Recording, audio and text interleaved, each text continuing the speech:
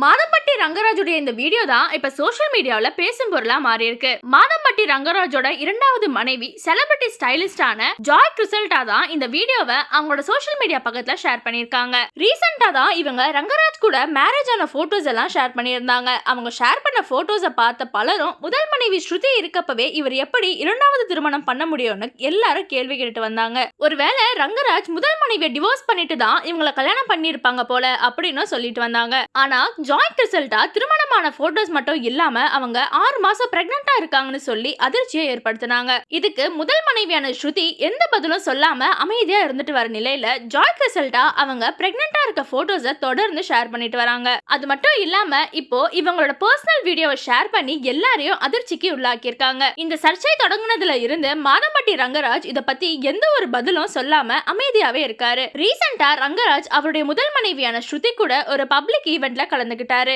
Madhampatti Rangaraj Joy கிறிசல்டாவை விட்டு விலகி வரதுனால தான் அவங்க அவரை எக்ஸ்போஸ் பண்ற விதமா போட்டோஸ் எல்லாத்தையும் ஷேர் பண்ணிட்டு வராங்கன்னு சோஷியல் மீடியால பேசப்படுது. இதுக்கெல்லாம் மாதம்பட்டி ரங்கராஜ் எப்படி ரியாக்ட் பண்றாரு, என்ன பதில் சொல்றாரு அப்படின்றதெல்லாம் நம்ம வெயிட் பண்ணி தான் பார்க்கணும். இதை பத்தி நான் உங்களோட கருத்துக்களை கமெண்ட்ஸ்ல சொல்லுங்க. அண்ட் இந்த மாதிரியான அப்டேட்ஸ்க்கு மறக்காம சேனலை சப்ஸ்கிரைப் பண்ணிக்கோங்க.